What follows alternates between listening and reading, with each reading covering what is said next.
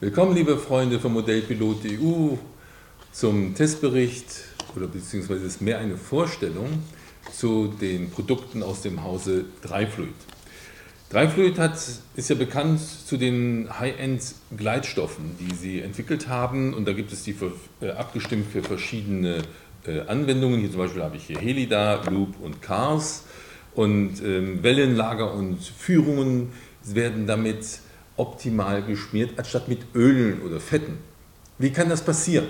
Wie kann man das machen? Indem man einen Feststoff nimmt, also einen Festgleitstoff, und das geht ja aus dem Dryfluid, schon aus dem Namen raus. Und ich will euch mal etwas zu dem Dry erklären. Also dieser Part Dry bedeutet, es sind in diesem Festgleitstoff bestimmte Elemente eingebracht, die einen sehr geringen Gleitreibungskoeffizienten haben. Aber man muss es in einem gewissen Mix machen. Was bedeutet das? Dieser Mix besteht einmal aus einer Art, ich will es mal sagen, Teflon, ja? Aber dieses hat einen extrem geringen Gleitreibungskoeffizienten, also ist sehr flutschig sozusagen, aber es ist nicht druckstabil. Ja, jetzt muss man es natürlich druckstabil kriegen, und ohne dass man diesen Gleitreibungskoeffizienten weiter erhöht. Und dann gibt es Keramik. Und Keramik, wissen wir, ist unheimlich fest. Und da werden hauchdünne Keramikplättchen, das müsst ihr euch vorstellen, das sind kleine Schichten, die übereinander sind, die Keramikplättchen, die werden quasi so als Entkoppler genommen. Und selbst dieses Keramik hat auch einen sehr geringen Gleitreibungskoeffizienten, sodass alles sehr flutschig bleibt. Also dieses, ich sage es mal, Art Teflon, was es aber nicht ist, das ist ein Geheimnis, was hier Dryfluid hat, mit den Plättchen, die dort den Druck nicht gänzlich auf das Fluid, also auf den Trockenschmierstoff Teflon ausdrücken kann. Die beiden ergänzen sich zusammen. Ja? Also das eine ist fest, lässt das andere nicht zerdrücken. Und das andere ist dann noch hoch schmierfähiger, also mit einem ganz, ganz geringen Gleitreibungskoeffizienten. Und damit ist dieses gemeinsame Zusammenspiel hervorragend zu nutzen. Ja, wie bringt man es auf? Und da sind wir schon beim Fluid. Das Fluid ist ein Alkohol, der verflieht. Und wenn wir jetzt ein richtiges, das verfliegt, und dann bleibt dieses Rest, ihr seht, das ist ein bisschen milchig, ne? Und wenn der Alkohol verflogen ist, dann bleibt nur noch dieser Gleitstoff übrig, und der hat eine hohe, er bindet sich mit dem Material ganz leicht an, also es haftet gut an, sodass es sich nicht verschiebt. Es entkoppelt dabei aber auch zum Beispiel Zahnräder oder die Getriebe. Wenn man zum Beispiel jetzt hier dieses Loop, das nimmt man zum Beispiel, also ich habe mein Contronic-Getriebe auseinandergenommen, das Fett rausgemacht, also es ist ein altes, ne? Mittlerweile macht Contronic ja auch alles jetzt mit diesem Dryfluid, und habe das dann sauber gemacht, und da war auch Abrieb drin, das war richtig schwarz ein bisschen, und das ist da mit dem Fett so gemischt, und das passiert jetzt nicht mehr. Wenn man das nimmt, sind die Keramikplättchen, die dazwischen sind, die lassen da nicht Metall auf Metall kommen oder ein Abrieb entstehen. Also das ist wiederum auch ein Vorteil dieses Gleitstoffes.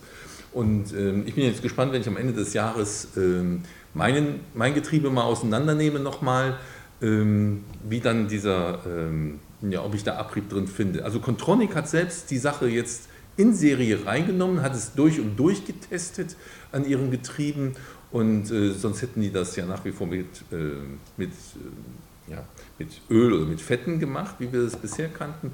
Jetzt sind sie hier drauf umgestiegen, das hätten sie auch nicht gemacht, wenn es ein Mittel ist, was nicht im Vertrauen steht, was nicht getestet wurde. Also das kennen wir von Dryfluid. Einmal das die Keramikplättchen, die verhindern, dass dieses Art Teflon, ich sage jetzt immer wieder Teflon, weil wir es so ein bisschen kennen,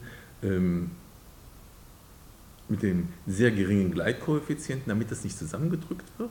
Und damit haben wir auch eine Entkopplung von der Mechanik.